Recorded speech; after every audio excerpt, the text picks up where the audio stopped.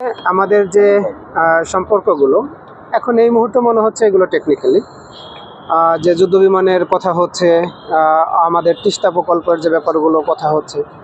দেখেন আসলে চীনের সাথে আমাদের যে সম্পর্কটা আওয়ামী লীগের সময় একেবারেই তলানিতে ঠেকে গেছিল। আপনারা জানেন 4 দিনের সফরে গেছিল প্রয়াত প্রধানমন্ত্রী, মানে আমাদের অবৈধ প্রধানমন্ত্রী শেখ হাসিনা। একদিন পরেই তাকে ঘাট দেখা থেকে দিয়ে চীন থেকে বের করে দেওয়া হয়েছিল।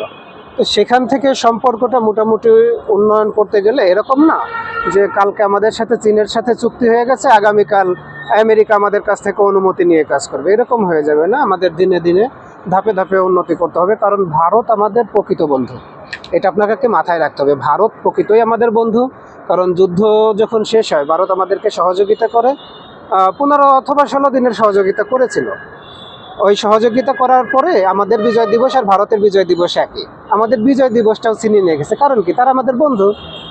আবার যখন এই দেশ থেকে আপনার সৈন্য তারা নিয়ে গেল, তখন আমাদের ঘটি বাটি কাঁথা কম্বল বদনা লোটা সব কিছু নিয়ে গেছে, কারণ কি ভারত আমাদের বন্ধু।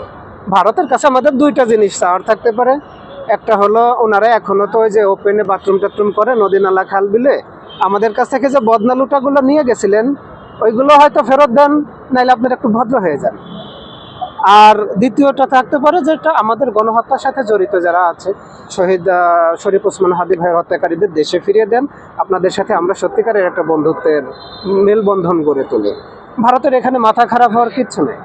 আপনারা দীর্ঘ 55 বছর ধরে যেটা করেছেন সম্পূর্ণই একদম বন্ধুত্বের আলামত। এখন পর্যন্ত দেখেন তো আমাদের সচিবালয় থেকে শুরু করে একদম সুইপার পর্যন্ত প্রত্যেকটা জায়গায় তারা কোনো না কোনোভাবে টাকা পয়সা দিয়ে দালাল সেট করে রেখেছে।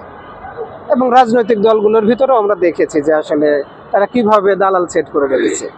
তাদের হয়তো আগামী দিনের স্বপ্ন যে আমরা হয়তো শেখ হাসিনাকে দিয়ে আওয়ামী লীগকে দিয়ে পারি নাই, ভবিষ্যতে হয়তো দালাল দিয়ে আমরা বাংলাদেশটাকে দখল করতে পারবো। ঠিক আছে, তারা চেষ্টা করে যাক, আমাদের তো সমস্যা নেই।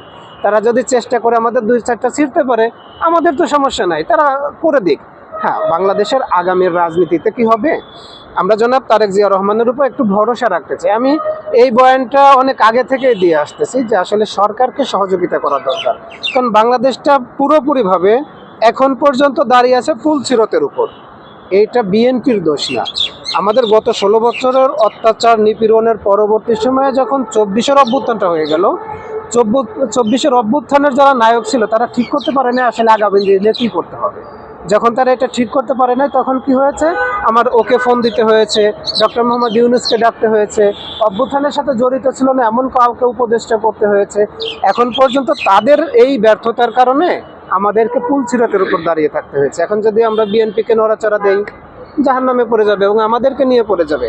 আর আমরা যদি একটু সহযোগিতা করি, না ঠিক আছে বিএনপির এখন উন্নয়নের খুব একটা দরকার নাই, শুধু ভাই আপনারা এতটুকু কাজ করেন, চুরি করেন না, উন্নয়ন আপনার এমনিতেই হয়ে যাবে। আমরা আমাদের দেশ উন্নয়নের যে ধারাবাহিকতা আছে এটাতে উন্নয়ন হয়ে যাবে। শুধু তারেক জিয়া রহমানকে বলবো আপনাদের মাধ্যমে, চুরি করতে দিন না, চুরি করলে আর বাংলাদেশে আর কিছু থাকবে না। আমার কথাটা বুঝতে পেরেছেন? এই জন্য আগামী দিনগুলোতে যতগুলো চুক্তি হচ্ছে, আমাদের তো একটা লজ্জারও ব্যাপার আছে যে স্বাধীনতার 50 বছর পরে এখন আমাদের মালয়েশিয়ার কাছে চাইতে হয়, এখন আমাদের চীনের কাছে চাইতে হয়, এখন আমাদের বহির্বিশ্বের কাছে হাত পাততে হয়। এটা তো আসলে স্বাধীন দেশ হিসেবে এত বছর পর আমাদের জন্য প্রকৃত অর্থেই এটা লজ্জার ব্যাপার।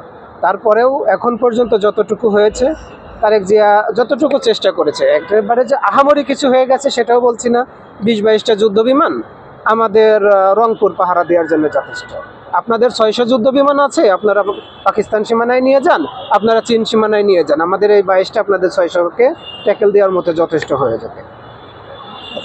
জামাতের আমি বলেছি যে আবারও তারা গণপ্রত্যান করবে, আপনাদের যোগাযোগিতা হিসাবে আপনি এটা একটি সমর্থন করেন। না দেখেন, আমাদের অভ্যুত্থানটা এখনো বলি যে বিপ্লবটা অসম্পূর্ণ রয়ে গেছে।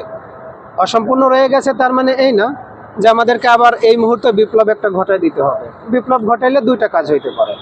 একটা হলো জামাত মনে করতেছে যে আমরা ক্ষমতা নেওয়ার জন্য পরিপূর্ণ রেডি আছি, এখন বিএনপিকে ফেলে দেওয়া দরকার। অথবা তারা এরকম হতে পারে যে তারা আসলে বিএনপির যে উন্নয়নের ধারাবাহিকতা, এখন বিএনপি যদি স্টেবল হয়ে যায় তাহলে কি হবে, অন্য অন্য দলগুলো যে বিএনপির সাথে যোগ দেওয়ার সম্ভাবনা আছে। আর জামাতের গায়ে তো একটা কালিমা আছে, আপনার 71-এর কালিমা বলেন কিংবা ওই ধর্ম নিয়ে রাজনীতির যে দোষারোপ এটা তো আমরা করেই যাচ্ছি। বিএনপি যদি শক্তিশালী হয়ে যায়, জামাতের এখানে আমার মনে হয় যে সারা জীবনই বিরোধী দলে থাকতে হবে, ওনাদেরকে আর ক্ষমতায় আসা হবে না। আর আরেকটা কারণ হতে পারে যে জামাত ইসলাম হয়তো রেডি আছে ক্ষমতায় যাওয়ার জন্য, তাই হয়তো অভ্যুত্থানের ডাক দিচ্ছে।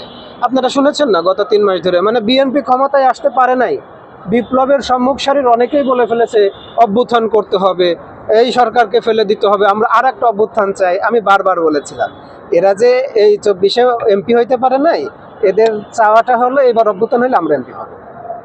তাছাড়া অভ্যুত্থানের এই মুহূর্তে কোনো মানে নাই। এই মুহূর্তে আমাদের একটাই কাজ, সেটা হলো স্থিতিশীলতা। আপনি দেখেছি তো কি হচ্ছে আপনার সংসদে, পুশিন নিয়ে একটা কথা বলতে শুনেছেন জামাত ইসলামকে?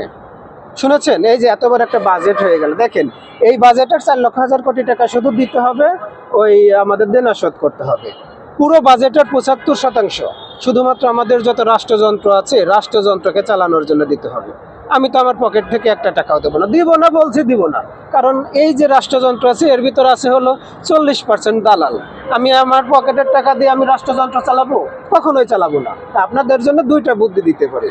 একটা হলো আপনারা বিদেশ থেকে সহযোগিতা এনে এদেরকে চালান, আর যদি প্রেম প্রীতি না করতে চান আওয়ামী লীগের সাথে, আওয়ামী লীগের যত নেতা কর্মীদের অবৈধ সম্পত্তি আছে রাষ্ট্রের অধীনে বাজেয়াপ্ত করে আপনারা এই 4,00,000 কোটি টাকার দেনা শোধ করেন। আর অভ্যুত্থান এগুলো বলতে বলতে একসময় অভ্যুত্থানের পুরো ইমেজটাই নষ্ট হয়ে যাবে। আপনাদেরকে বলে রাখি, জামাত ইসলাম কি বলেছে না বলেছে তাদের জায়গা থেকে তারা বলেছে এই মুহূর্তে অভ্যুত্থান হলে হয়তো একটু দালালের মতো শোনা যাবে, আমি এরকম বাংলাদেশেরই দালাল। এই মুহূর্তে অভ্যুত্থান হলে আগামী 2 বছরের ভিতর যদি কোনোভাবে অভ্যুত্থান হওয়ার চেষ্টা হয় এবং জামাত যদি ক্ষমতা নিতে তৈরি না থাকে এবং অর্থনৈতিক স্থিতিশীলতা না থাকে, তৃতীয় পক্ষ সুযোগ নেওয়ার যথেষ্ট সম্ভাবনা আছে। ওই আপনার